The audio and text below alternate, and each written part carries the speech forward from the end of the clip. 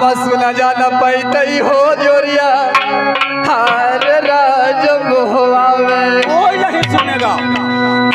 सुना जाना पैते हो जोरिया आहो राज मोहवावे कोई नहीं सुनेगा। हार नारी के करल आवा मोछा वाले लेवा मुराई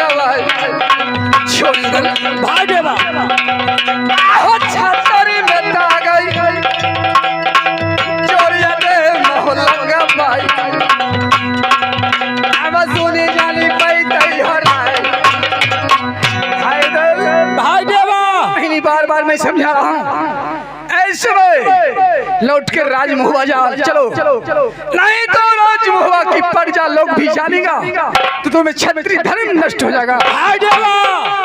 राज महल के जानेगा कैसे इस समय चलो जो होगा देखा जाएगा। मैं रानी फूला से मुलाकात करने के वास्ते जरूर जाऊंगा।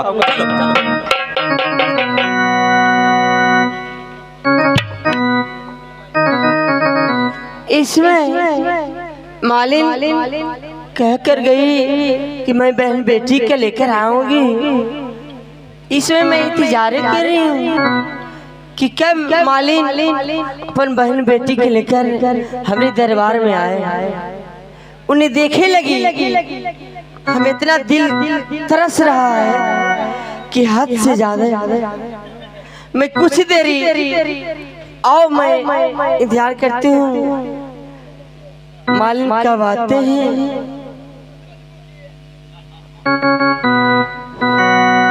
हेलो हेलो कि दिल लेके जा रहे हो, कि दिल लेके जा रहे हो, कैसे जिएंगे?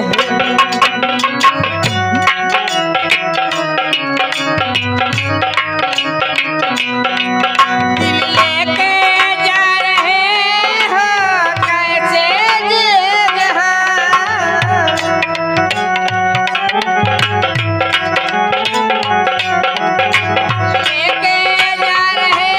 हो कैसे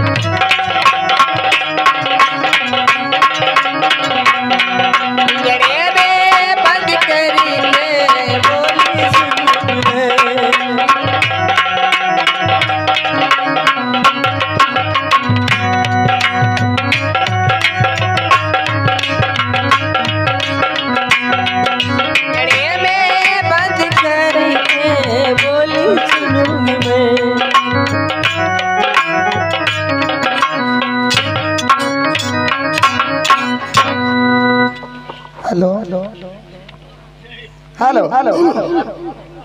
इस राज्य में कोई नहीं है जी? द्वारपाल जी क्या हुआ, खाना वाना नहीं खाए? और भूख रही हो।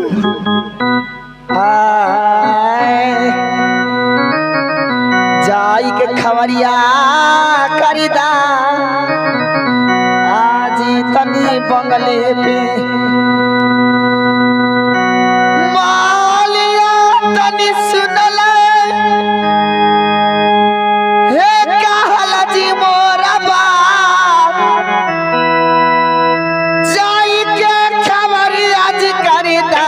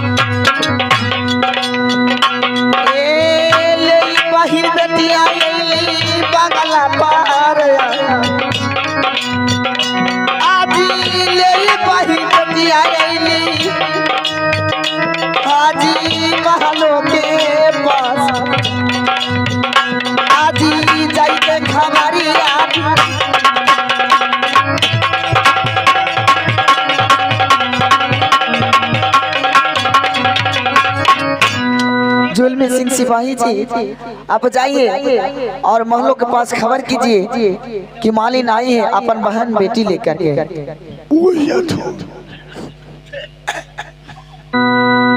हाँ यही है बुनी, जैसे जैसे कहेंगे द्वारपाल है इनको कहना मानना। ठीक है तो तू करो कि इतनी बात है। अच्छा तो देखिए तो हमसे बड़ा ऐसे तो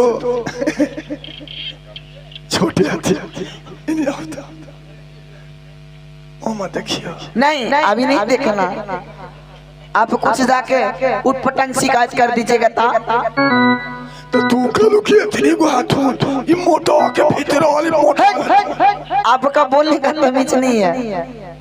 चलिए हम चलते हैं। नहीं निकालती ना कि इतनी बात हो बहन बेटी इतनी बोलती ना बाप रे बाप ही तो दम लगा। अच्छा द्वारपाल जी आप बताइए, आप इस राज दरबार में रहते हैं, घी मक्खन नहीं खाते हैं? खोइए पचबे करो सब ऊपर हो जाओ। नहीं पचता, वही से लगता है कि देह दासा छोड़ ले जा रहा है ना। देख रलू है बतौसा होके तो ठीक है आप जाके खबर कीजिए, हम दोनों मिल करके आती हूँ। जैसे देखे दो ना मोमो नहीं वहाँ पे चल के देखिए। जैसे देखे दो जैसे देखे दो ना। ओहो काहे लगी तंग कर रहा है। चलिए चलिए ठीक है चल चल चल।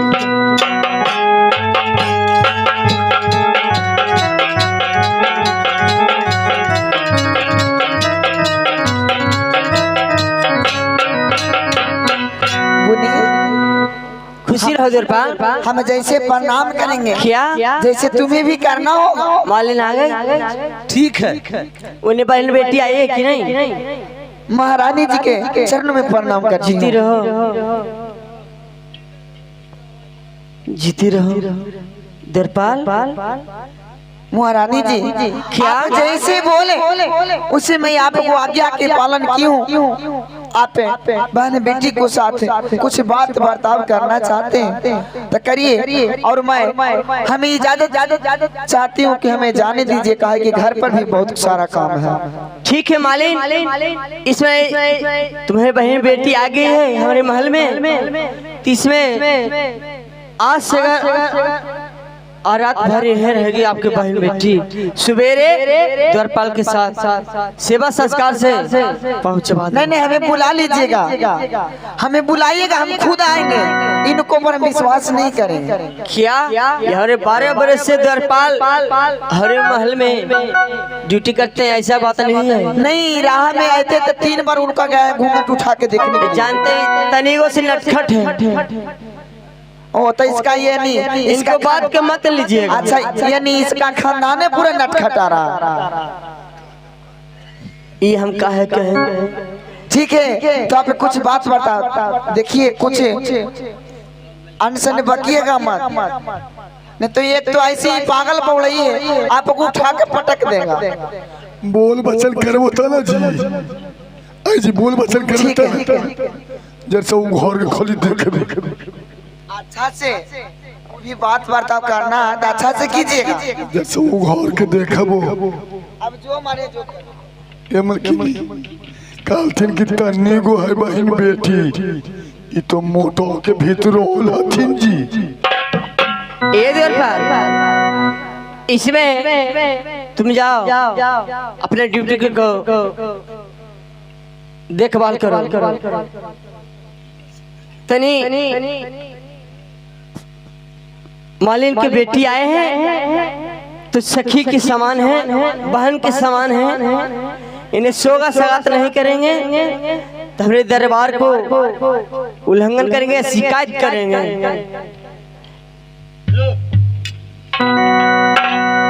सुनिए,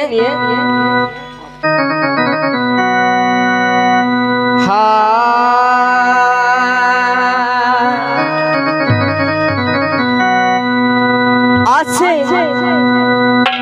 मैं ये कहती हूँ, सुनिए, आज सखिया के आज लताबाजी जोड़िए क्या आज हाथवा आज मिलाए जीले हूँ।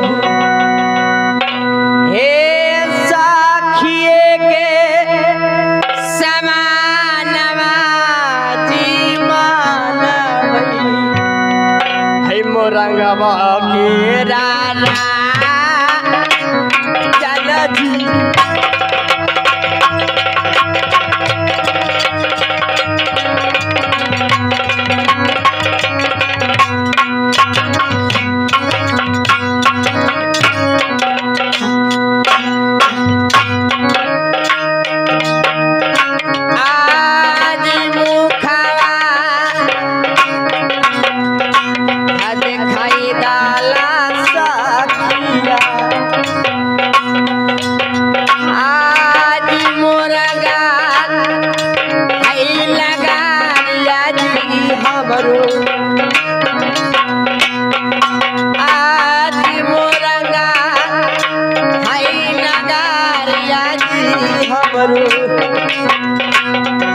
सखिए के लताबाजी मनवई तुहार।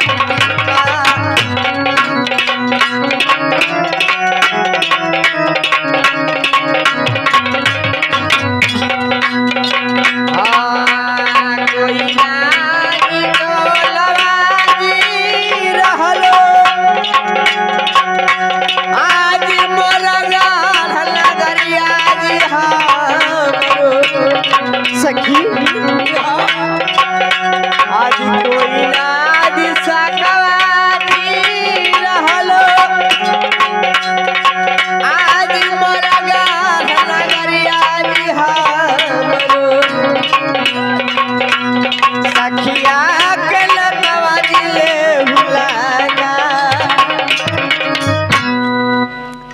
सखी का सखी तू हमर फुलवाड़ी के मालिन के बेटी हो तो तू हमर सखी लगू, तू हमर सखी के नाता जोड़ लो। आज तोरा हमरा रात से रहे के एहे महल में रहे के बा। ठीक है सखी।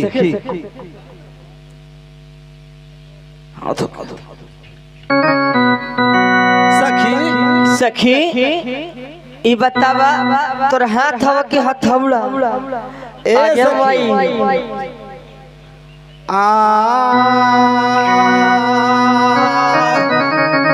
का अरे बड़ी तकरी बाबा रे घर के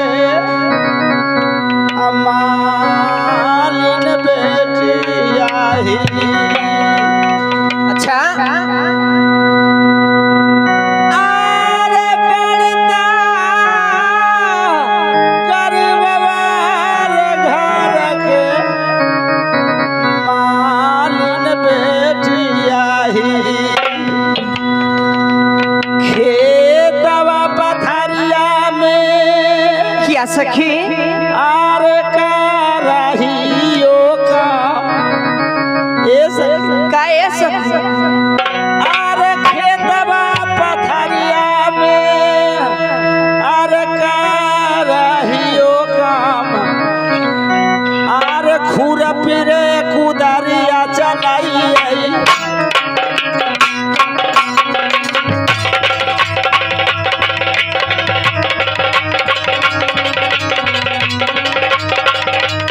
का ऐसे बात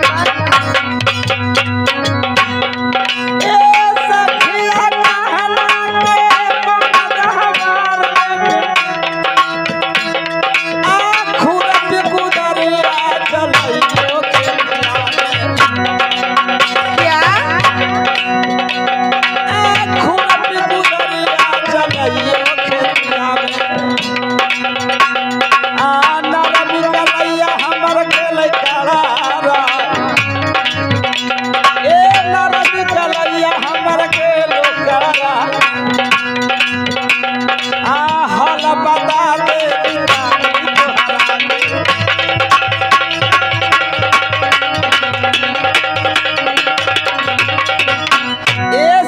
का ए सखी अरे तू अमीर घर के लड़की है, हाँ। हम एक गरीब घर के मालिन बेटी।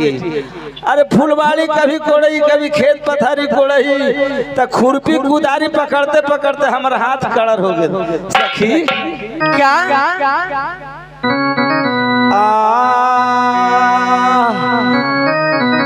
आरे बड़ी जोर से थकन मारे सखिया। क्या सखी आर रउदवा के रउदासल राहियो। अच्छा आई सखिया आरे झदिना करिए लेला असंगे साथे आला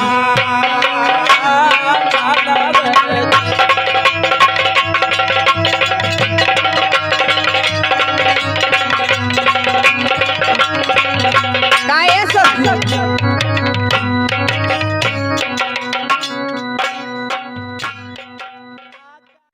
नमस्ते प्रणाम। अगर आप चाहते हैं बिहार विदेशी नाच चैनल का वीडियो सबसे पहले आप तक पहुंचे तो हमारे चैनल को सब्सक्राइब करें और बेल आइकन को दबाना ना भूलें।